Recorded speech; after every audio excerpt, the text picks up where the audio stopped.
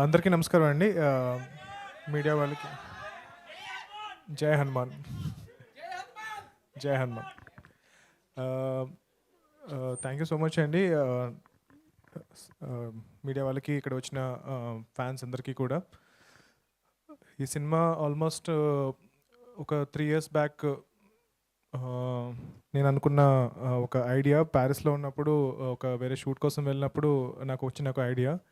So అప్పటి నుంచి almost నేను ఒక 2 years స్పెండ్ చేశాను ఈ స్టోరీ మీద.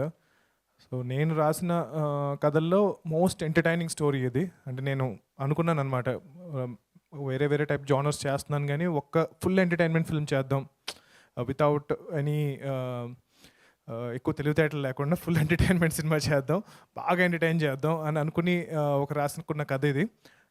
సో ఒక 2 years దాన్ని మీద వర్క్ చేశాను. దాని తర్వాత చాలా